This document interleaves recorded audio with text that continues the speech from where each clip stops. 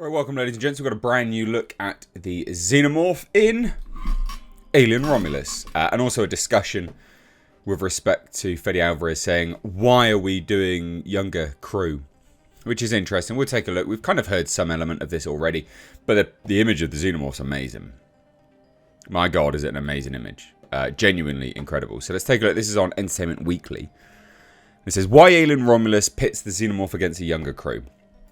Which, make no mistake, Fede Alvarez has already kind of revealed. But I wonder if he's going to say anything different. We'll take a look in a minute. You guys can let me know. But he has already said that it stemmed from essentially an idea when he was watching the special edition, the director's cut of Aliens, where he saw all the kids at the start of Hadley's Hope. And he said, well, what world would it look like for them when they grow up, living on a colony? You know, like what is it? What is the world for them? Which is an interesting concept, quite frankly. So, but the image is what I really want to take a look at. We'll take a look at that first.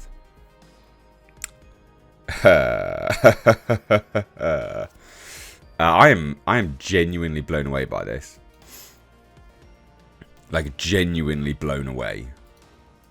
This is an incredible image. Absolutely incredible. Look at that.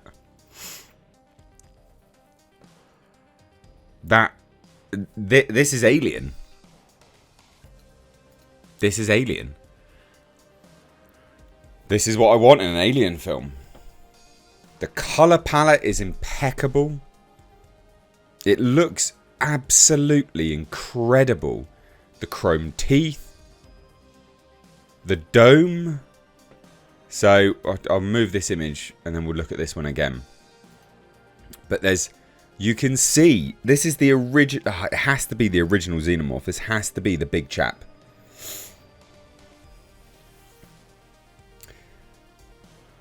Oh, it's amazing. You can see the skull underneath it, which is in line with the original design. The original Alien design. I think what we're seeing is legitimately the same alien from the first film. Which is rumoured. That's what's come out in the leaks anyway. And you can see the eye sockets underneath there. The nose. Some people have said this is damage. I guess this might be damage here. Damage that the alien has suffered. You can see where the mouse is. Maybe it is damage. I'm not sure. I'm not sure if I fully buy that that's damage to the skull. I don't know. It looks absolutely incredible. I mean, this is a guy in a suit. This is what we all want. You know, we've been wanting a dude in a suit for God knows how long. And we're getting it. Finally. Sounds super stupid to be like, oh, finally we're getting a guy in a suit. But it's taken absolutely forever. And I do think that it is... Let me just shrink this down. It's the same Xenomorph that we're seeing here. It is damage, yeah. Okay, actually, no. So, yeah, it's damaged. The dome on the Xenomorph is damaged. It's got battle damage. This damage here, this splitting here, see where the mouse is damage. Wow, okay. I'd not fully clocked that before. This is the original alien. This is the original big chap. This is the damage it suffered. Holy shit. Wow. How amazing is that? This is like for like scenes. The alien's gonna pop up here, look at him look him in the eye, and then boom. Head bite. I'm really, really impressed with the suit, though. That looks absolutely amazing. Doesn't it? Doesn't that look amazing? Wow. Anyway, let's take a look at some of the statements here, right?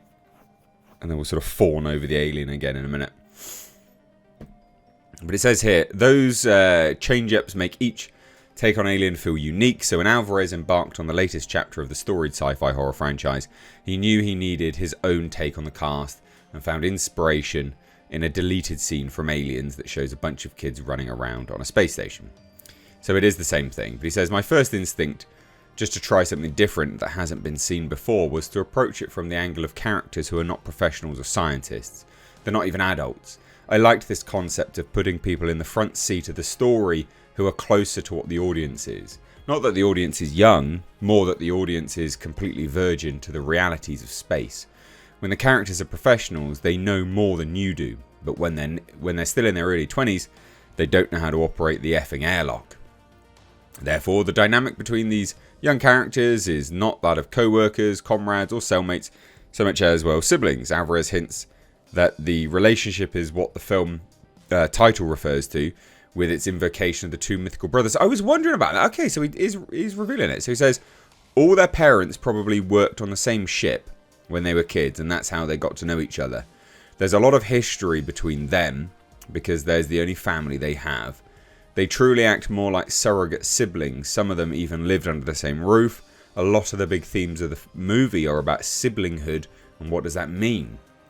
The Romulus of it all, and the bigger plot with Weyland-Yutani, is actually connected to that as well, which we do know about anyway.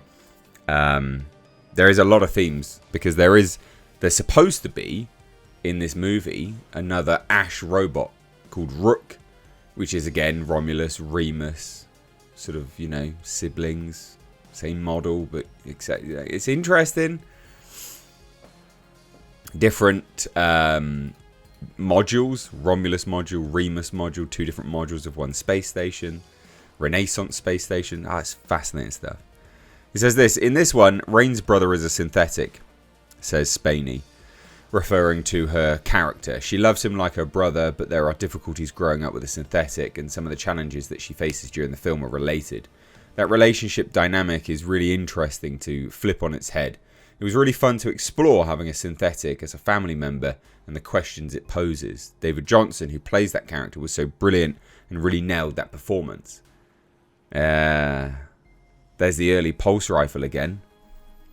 How amazing is that? Oh, I love it.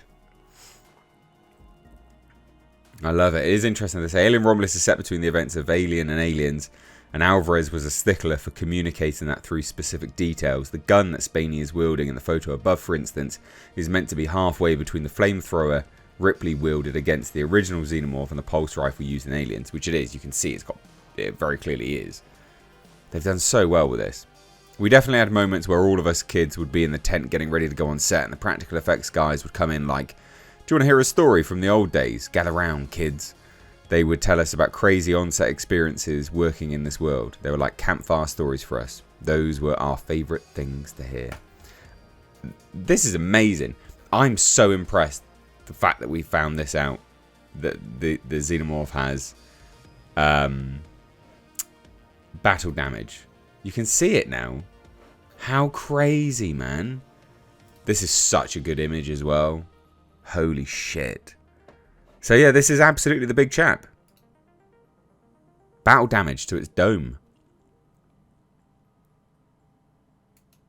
That's an amazing image. I honestly can't get over how good that image is. That's a fucking fantastic still. That is truly a fantastic still. That is absolutely amazing. Wow. What do you guys think? Let me know down below. If you're new here, do hit subscribe. If you want to support the channel, I've got Patreon. Please do become a member. You can for as little as $2. Link down below. Cheers, guys. Bye now.